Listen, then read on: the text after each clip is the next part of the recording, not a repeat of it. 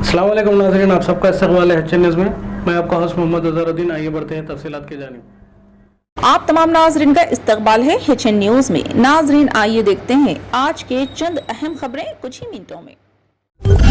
Chief minister Telangana Revanth Reddy से RBI के साबिक गवर्नर रघुराम राजन ने आज मुलाकात की। चीफ मिनिस्टर और रघुराम राजन की मुलाकात रेवंत रेड्डी की ख़यामगाह वाक़ जुबली हिल्स में हुई। इतलात है कि इनके दरमियान रियासत की मौशी सूरत हाल और तरक्की से मुतालिक हिकमत अमली पर तबादला ख्याल हुआ। मौशी सूरत हाल को बेहतर बनाने के लिए आरबीआई के साबिक गवर्नर की जानिब से बाज़ तजावीज़ पेश की गई। इस मौके पर डिप्टी चीफ मिनिस्टर भट्टी विक्रमार्का, रियासती वजीर श्रीधर बाबू और चीफ सेक्रेटरी शांति कुमारी के अलावा दीगर आला ओहदेदारान भी मौजूद थे।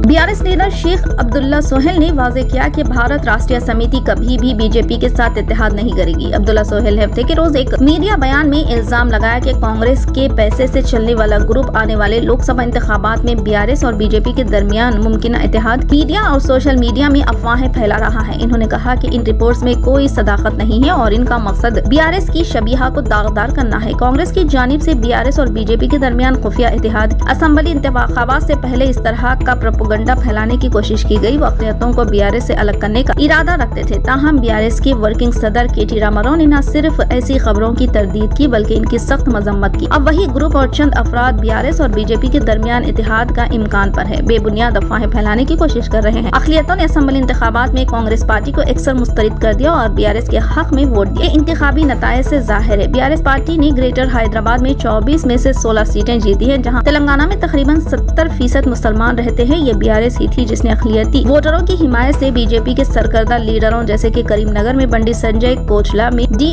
अरविंद, दुब्बाक में रघुनंदन राव और हुजराबाद में ईटेला राजेंद्र को शिकस्त दी। कांग्रेस ने इन हलकों में कोई मजबूत उम्मीदवार भी खड़ा नहीं किया। कांग्रेस कायदीन राहुल गांधी और प्रियंका गांधी ने इन हलकों में इंतखाबी मुहिम भी नहीं चलाई, जहां से बीजेपी के सरकर्दा लीडरान इलेक्शन लड़ रहे थे। इसलिए बीआरएस अक़लियतों की हिमायत की वजह से तकरीबन तमाम अक़लियती मरकूज सीटें जीतने में कामयाब रही।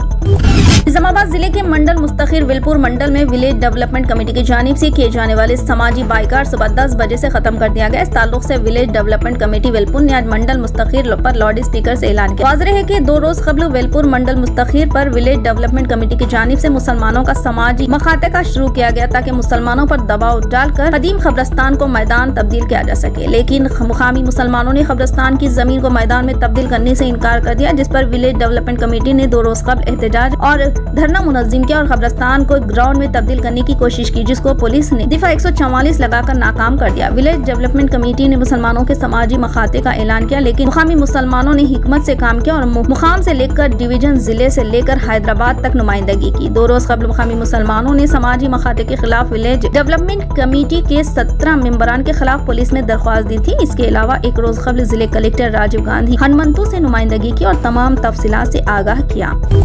सऊदी अरब के फरोग सयाहत की काविशों का हिस्सा है। इसके अलावा इस शो में हिंदुस्तान समेत दुनिया के कई ममालिक के फनकारों को बैनुल अक़वामी स्टेज पर अपने फन का मुजाहरा करने का मौका हासिल हुआ। बताया गया कि रियाज सीजन के आगाज से अब तक विजिटरों की तादाद 90 लाख हो गई है। सबक वेबसाइट के मुताबिक रियाज सीजन अपनी पूरी आबोताब के साथ जारी है, जहां तफरीह के नए नए शोबे शामिल हो रहे हैं। इंतजामिया ने कहा कि इमसाल रियाज सीजन बिग टाइम लोगों के साथ शुरू किया गया है, जिसमें गुज़िश्ता सालों के तजुर्बात को सामने रखते हुए नए अंदाज से तफरीह पेश की जा रही है।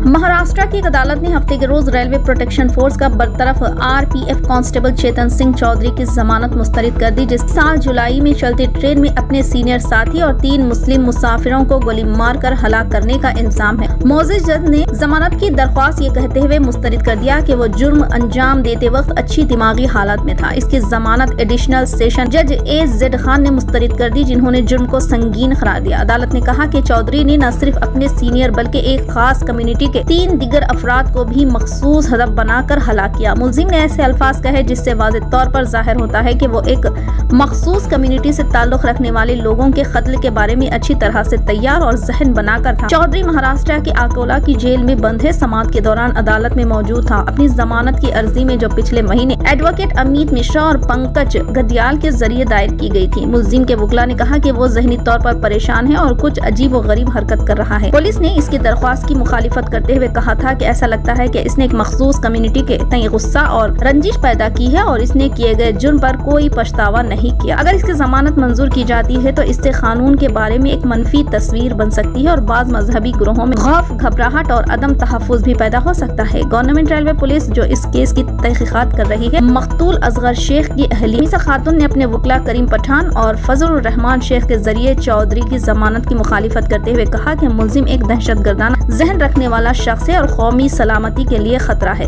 वकला ने कहा कि नफरत फैलाने वाले मुलजिम के जरिए किए गए 4 वहशियाना कत्ल का अव्वलीन तौर पर मुकदमा है, जिसका मुशाहिद 39 ऐनी शाहिदीन ने किया और अमली तौर पर पूरी कौम ने इसे देखा। ये वाकया 31 जुलाई को महाराष्ट्र के पालघर रेलवे स्टेशन के करीब चलती जयपुर मुंबई सेंट्रल एक्सप्रेस में पेश आया।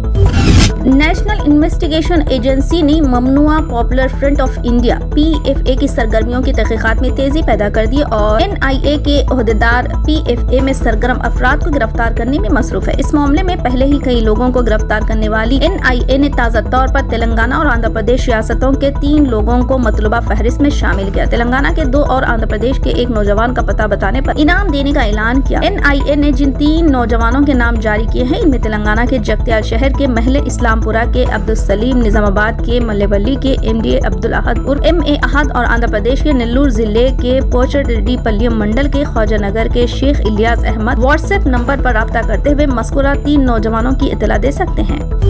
फिलहाल के लिए इस खबरनामे में बस इतना ही। देखने के लिए आपका बहुत बहुत शुक्रिया। अगर आप नए हैं इस चैनल पर तो सब्सक्राइब जरूर कर लें और बेल आइकन को भी दबा लें ताकि हमारी मजीद और भी अपडेट्स आप तक पहले मिले।